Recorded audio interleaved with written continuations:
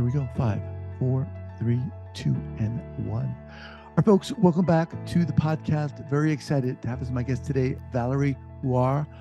Valerie, welcome. Thank you so much, Guy. I'm so happy to be here. Appreciate that. So from trauma to triumph, Valerie has seen it all. She's a published author, speaker, and expert who works with people from all over the world. She brings you on a decluttering journey to declutter more than just your space. Valerie is the co-founder of DoWellHT.com, which we'll be talking a lot about today. Valerie, welcome to the podcast. Thank you. So before we get going here, share with the listeners where you're from originally and where you are currently. Yeah, I'm from Quebec province originally, near Montreal.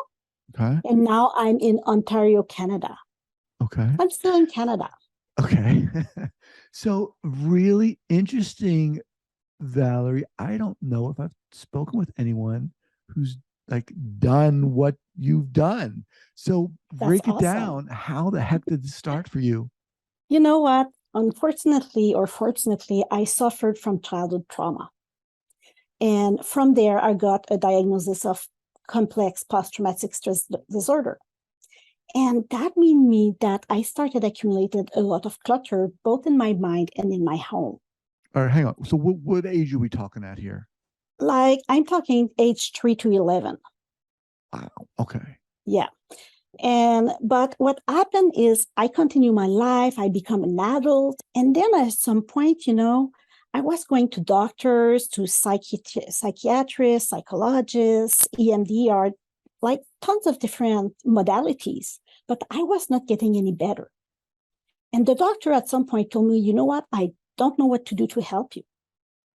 Did they know or recognize that there was trauma? Yes, I was diagnosed. I was on medication. They did the MDR. They did lots of different modalities. Wow. And then what happened was really curious. My mom was wanting to help me, but yes, they were the trauma. It was a therapist dealing with that. But one day she told me and she asked me, Val, I don't understand. How are you cooking for an army?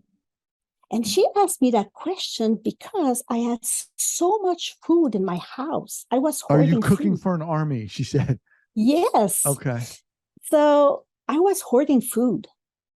And then I looked to my house and there were more toys than at the daycare for the kids. I had more clothes than anyone needs, 3 size up, 3 size down. So it was kind of my first moment where I realized, oh my God, I have clutter.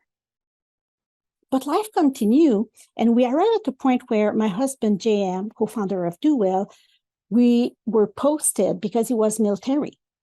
Mm-hmm. So as military family, we move, and the movers came and said, you know what, we cannot move you. So that was the first big shock. We cannot Why couldn't they move you? Because we had too much clutter. Now, if I may here, and forgive my ignorance, but is there a differentiation between clutter and hoarding? Yes, they are. Okay. So I was having lots of belongings, but I was able to invite people at home. People were able to circulate in the home. It's just that all my hidden area were so packed that you cannot add an eraser. Okay. Okay. So all the storage room, the system room and the electrical room and all those kind of things were really packed. So what happened there is I had to let go of half the belongings.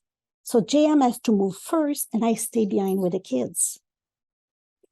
And that first night when he left, I cried. And I cried for hours, and I hadn't done that for many, many years. It was kind of an emotional reality, an emotional shock, And I was wondering, question like, am I a hoarder? Will I reunite with my husband? Why everything is happening to me? Mm-hmm. Is the world against me? How old were you at this point? At that point, I was around 25 years. 25 years. Okay. So pretty young. Yeah. Yeah, still pretty young. Yeah. Yeah. So that brought me on the decluttering journey. So I started by decluttering half an hour a day. and reading book about decluttering and things like that. And a couple of weeks after starting decluttering, I realized that I was more and more in touch with my emotion. Wow. So the fact of touching belongings, you know, when you touch your belongings, there's a link between the belongings, the sense of touch, and the limbic system in the brain. So that was generating a wave of emotion and memories. And because I was doing it progressively while decluttering, I learned to manage my emotion that way. And I learned to declutter and let go of what I didn't need in my mindset. So it was a really good experience, and we were able to reunite the family and all of that later on. And then I decided to say, there's other people like that out there, and I need to help them. So I become a professional organizer and start working with people on decluttering, and then specialize for people that has clutter and trauma. Wow. Okay, hang on a second. So first of all, really, I mean, fascinating, and thank you so much for sharing this your story here. What is the link between the two, maybe? Well, not yes, but also I guess my question is, was there anyone who had drawn any kind of relation between your trauma and your cluttering? Not in the medical world at all. Not in the medical world or the psychiatric or therapist world, mental health world? Nope, not at all. The question was never asked. Right. They were looking at me on the PTSD side. Right. And I see that a lot with clients. They are seen on the hoarding side, and they don't ask the question about PTSD. Or I see people that has PTSD and they don't ask the question about hoarding. I see that days in, days out. Now, are you saying that you were cluttering as a direct result of your PTSD? Yes. And it was helping you. Was it a reaction of anxiety or what? It was a coping mechanism, like building my nest, you know, my fortress around myself, so I'm protected. That's one thing. The other thing is when you had a trauma, you know, the brain changed the way it works. And people become on a higher level of alertness. Like the fight or flight response is always, the amygdala is always in request. So the cortisol raised in the brain, but on people that do not have trauma, they discover that it does not reduce as much as during the night. So it's always stay too high. And what is fascinating about that is, it's fascinating, but it's not fun. It's that it's slowing down the frontal lobe. And this is where are the executive functions. So we're talking about organizing, planning, sorting. They are all part of the executive function. Focus also, you know.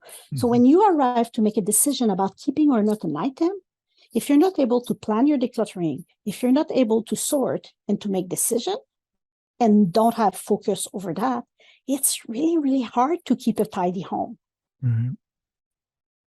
It's really hard. So people start accumulating clutter because their executive function are slowed down. I'm not saying that they're not working at all. I'm saying that they are slowed down. So when you started decluttering, talk a little bit more about what you noticed and what you were experiencing for yourself. I start having anger. I start having tears. I start having joy. I start having more energy, like not being crawling in my bed in the afternoon or on the couch, not needing a nap in the afternoon. So as I was doing it, my cortisol level start going lower. And my emotion were managed in a small dose at a time. So I learned to manage all of that, and that completely transformed my life. Completely. Now, so on the one hand, you were the cluttering was a coping mechanism. Yes. But how, in turn, did that help you work through the trauma? That's weird to say, but it kind of went by itself. Like it was really like organic. What I mean by that is if I start by decluttering, I don't know, toys. At some point, toys bring some memory from my childhood. It may be Legos, for example. And then I let go, and I may have a flashback that happened, and then I deal with it, and it goes.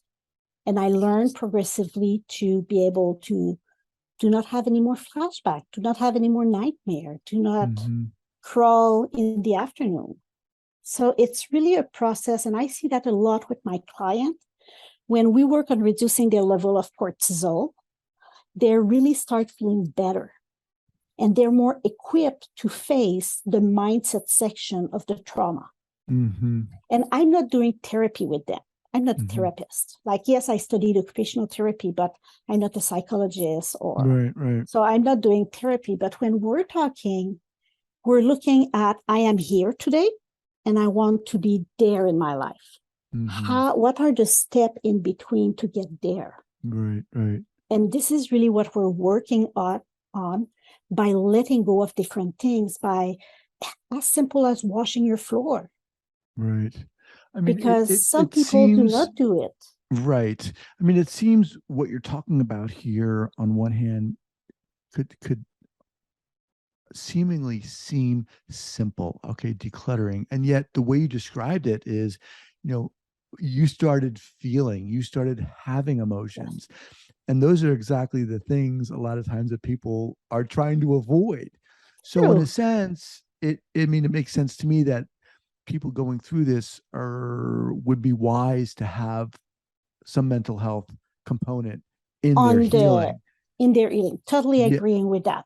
Agreeing with that. But we use some techniques like wearing a pair of gloves when they declutter, and that cut the emotion wave that they receive because they're not touching the object directly.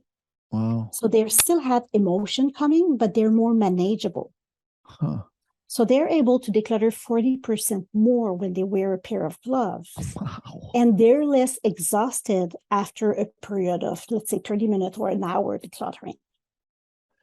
All right. So at what point, Valerie, did you say to yourself, all right, I'm going to create a business around this. I want to help other people. How did that go for you? That was in 2015. And at the beginning, it was really to help other military family to be able to move and be able to be reunited. Because, in military, there's tons of trauma. So that was my first focus as a military family. And then I start having other clients in the city and things like that. And all of my clients were having trauma. All of them. How did you know? They just opened up to me when we were doing the decluttering. Is it because I'm conscious of trauma and I have a natural ear for that? I still did all my mental health course inside my OT studying. So is it because I was aware of that touch, But it really kind of become natural in the conversation. And then we reach out to different doctors and people that did research to try to figure out, is there really a link between trauma and clutter? Because, and there's not a lot of research out there. There's some that they study that if people touch a cup, they are more susceptible to purchase the cup. They are more attached to the cup and things like that, like a mug, But the thing is, we're talking about two taboo here. We're talking about trauma and we're talking about hoarding or clutter. And there's no money out there to do research. This is sad, but there's not. That's interesting to me because there's obviously, directly. There's shows online about hoarding and stuff like that. And that was a question I was going to ask you. Is there a link between hoarding, which seems to be on the far end of the continuum, right, of clutter? I believe so, from my experience, but there's no data. Got it. There's not enough. Yes, I had a lot of clients, and we have over 28,000 people purchasing our book, but the thing is, there's no data collected scientifically about that. You mentioned the book. Talk a little bit about the book. So we had our first book, Put That Stuff Down, that was out and published in 2018. Put that But stuff we, down. yeah, but we have our second one coming, Put That Stuff Down too. That will be way more complete. And that one it's on the print right now. So it will be out really, really soon, like probably in the next month or so. And in that one, we really include some of the explanation about the missing link between clutter and trauma. We're also explaining our 4-step holistic decluttering journey that allow people to really be able to feel better, to really be able to move to the next step and create the life they want by taking control over their home and their life. So, okay, the book is called Put That Stuff Down. We'll have that linked up at the show notes page Yes. here at the traumatherapistpodcast.com. And when does Put That Stuff Down 2 come out? It will be out officially in June. Okay. Okay. But people can already pre-buy it, pre-order it. Okay. So my guess is that people who are coming to you are quote unquote ready to start. Not necessarily. Not necessarily. Okay. How do you approach this with them? Someone comes to you and says, look, I think I need some help. My place is a mess, whatever. What do you do? First thing, I educate them. Because when they come to me, they often, I've seen either an ad or hear about the book or someone talk about them, and they want to know about what is that link? Why I finally find that somebody is understanding me. Because often they have tried to explain that they are feeling that way, but they feel that nobody understands, or some have deal with their trauma on the mental health side, and they say, but I was never able to take control over my home. And I never understand why. And when we dig and we go through either looking at when the clutter start and things like that, it's often linked to either a big triggers related to their trauma or the trauma itself. And just going back to what you said, which I thought was very interesting, you talked about how cluttering was a coping mechanism for you. Yeah.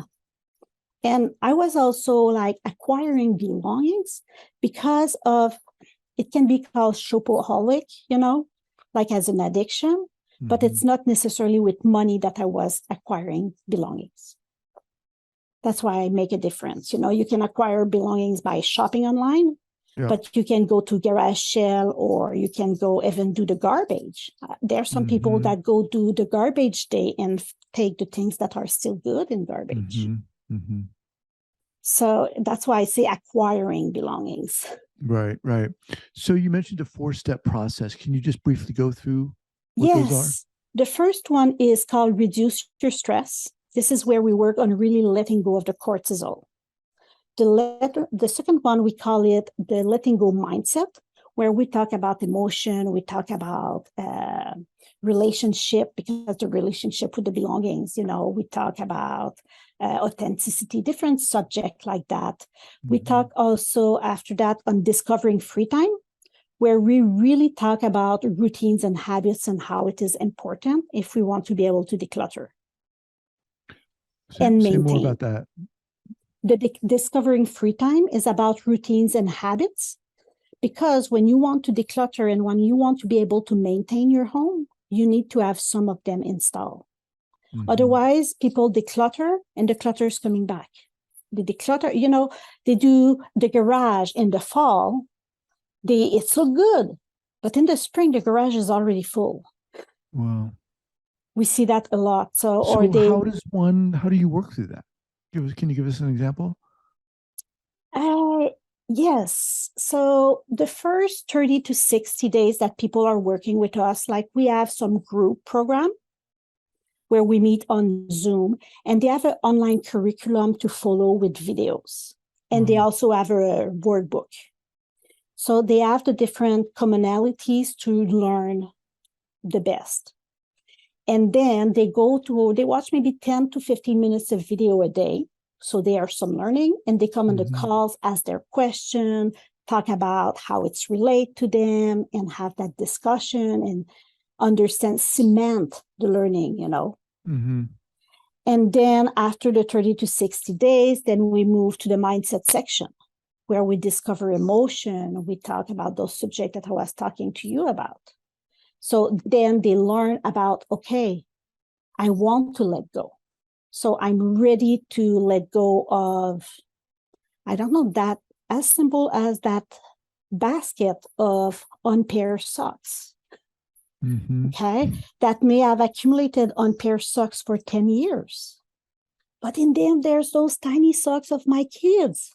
And that remind me of that beautiful years when my kids were young before the divorce. Mm-hmm. So, or before the trauma. So they have difficulty of letting go of them because of that connection. So we talk Wow. about how it's possible to let go of those unpaired socks, and then we do some accountability, and they finally let go of them and come back to us and say, yes, I did it. And they're so happy, and we celebrate, because celebration is so important in our process. Mm-hmm. Because when they are able to let go of something, we need to make the decluttering looking great for the brain instead of, oh my God, I need to declutter. Mm-hmm. So we make sure that by celebrating, we generate those endorphins and good hormones that the brain understand, you know what, decluttering is not too bad. I want to declutter next time. So it's become easier and easier to get started, because often people say, I want to declutter, but I'm not able to start. I'm procrastinating. I'm postponing to tomorrow. Let me just remind everyone I'm speaking with Valerie Huard of dowellht.com. Again, we'll have it linked up at the show notes page at the traumatherapistpodcast.com. The book is called Put That Stuff Down. This is really fascinating to me. So do you also work with people who hoard? Yes, I do. So you work on the continuum of hoarding, Yes. if you could use that term. Yeah. Because I discovered that it's the same process. Right, right. Now, let me kind of put you on the spot here. Can you kind of give us a thumbnail sketch of a client, someone who came to you, and how you worked with them and what they experienced and how they were able to move through this process? Yeah, so let's think about, I will name her Irene, for example. And when Irene joined us in November, it was November 2021. So she was in Canada, and she was having the problem of having her heating not working. And she couldn't let somebody get in because there were about 6 inches of things everywhere on her floor. And of course, piles that goes higher at some place. But she was so ashamed that she cannot open the door to let somebody in to repair her heating. And we're talking in Canada in November. Right. So that means she was having a temporary heating system, electrical, but working all the time with some papers around. So that was a fire hazard. Wow. That was really dangerous. So we work with her to make her really reduce her level of cortisol by helping her using some different techniques like meditation, heart-brain coherence, the doer's reset, mandalas. We have about 10 techniques that we suggest into her program. And by practicing them often and including that in her routine, she was able to reduce her level of stress. So this is the first thing you do? Yes, this is the first thing we do. It's, my mind is going, well, the first thing is to clear up the space, but not even. The first thing is to the stress. The stress. And look how beautiful it is. I know that the level of cortisol is reduced when they arrive on a call, on a Zoom call, and they tell me, you know what? Today I sort my mail right away when it arrives, and I put in the recycle the one I do not need instead of piling up. So those little tiny actions that we know we need to do, but that we don't do when we're overwhelmed and overtired and on alertness. So they are able to do them. So when we arrive at that point, we're able to say, okay, let's talk about letting go and emotion. And they are starting to declutter some of the belongings at that point. So at that point, that client, Irene, was able to clear her floor. Wow. Okay, during the period we were doing the mindset section. And then we arrive on times and routine, working with her, like, for example, looking, okay, how is your bedtime routine looking? Oh, I'm going to bed at 3 a.m. because I'm not able to sleep before. If I go to sleep before, I will have nightmares. Mm-hmm. Okay, let's tackle that. How is your bedroom? Oh, it's full of clutter. Okay, we'll try to have your bedroom with a little bit less of clutter, and we'll try to fall asleep, go at maybe 10 p.m. Now, during this time, excuse me, but during this time, are you bringing up the word trauma? Are you interfacing with a therapist? Where does that come in, if at all? They often bring it on the Zoom call, but we're not talking about the trauma itself. Right. We're talking about the effect that the trauma has on their life. Mm-hmm. And so, for example, she can tell me on the call, you know what, I feel that I fell back in flashback when I want to tackle my closet. Okay, what's scaring you in your closet? I have that t-shirt that we made together, like as an example. And then she talks about the story, and that was the t-shirt that they made, for example, on their first date together. The together is with somebody that become her abuser in the future. Mm. But she still have the t-shirt inside her closet. Right. So we don't talk about letting go of the trauma and all of that, but then I will ask her, okay, if that t-shirt is carrying you, wouldn't you feel better if that t-shirt is not in your closet anymore? Oh, yes, I will be able to go pick my clothes in my closet and put back my clothes in my closet when I need them. Okay, so we put on some gloves and we let go of that t-shirt. Wow. And that often frees them so much. They feel so much relief, so much pressure, that they feel way happier and peace of mind. And after that, they're able to declutter their closet, because there were that element in the closet that we need to pinpoint and get out. Right. So they were able to now tackle their closet. Wow. So that's really when we work on mindset. And then, as I was saying, we talk about the routines.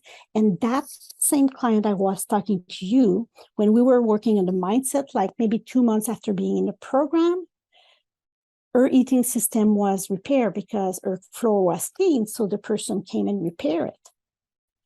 And then our goal when we talk on mindset was, I want to have my grandkids come home. Mm.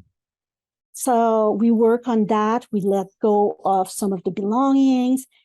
And I will say that when we arrive in the deep decluttering, that's after looking at the routine, we arrive in the deep decluttering, it goes well, people are let go. We have checklists on how many pair of pants should somebody have? How many, do we need 3 size up, 3 size downs? Or how many pairs of shoes? That's another subject. Right. So, but the thing is, what is fascinating is as they let go, they learn to let go of the heaviness of the trauma in their life, and they take control over their life. Wow. And when they take control over their life, they're now able to create what they want in their life. Sure. So that same person, Irene, after 10 months in the program, instead of being on disability, having difficulty breathing in her place because of the clutter that was dusty, she has no more breathing problem. She was able to invite her grandkids to come to have a dinner together. And she was even not on disability anymore. She was working part-time. Jeez. This is changing life. Wow. Valerie. All because we declutter. Wow. Yeah. Man. I know. Fascinating It's and story super like that inspiring. I have. So, all right. So people listening, if they want to get it, how is this all online? Are you doing this all online? I do that all online. Okay. So I have people all around the world. Most of my clients are in the United States. Okay. So if it's possible to put in the show notes a link to my program so people can see what the programs looks like if they're interested in working with me. And also that's on our website, but I will provide a special link. Okay. And also the possibility if they pre-order the book 2, they will receive the book 1 in audiobook and in ebook for free. Okay. Awesome. Awesome. Well, look, Valerie, man, really interesting. Like I said, I haven't had anyone on the podcast who's doing what you're doing, and just really impressive. And it's super inspiring that you're out there doing this. Thank you. Yeah. It's really my client that inspire me daily. Yeah. Well, I understand that. What's the best way for people to get in contact with you? It's really with the link that will be in the bio. On it, there's all my social media that are there. Everything will be inside the link that we will provide. Okay. And just again, your website is dowellht.com. Exact. Yes. Awesome. Awesome. All right, Valerie, pleasure having you on here. Thank you so much. Thank you. All right. Bye-bye.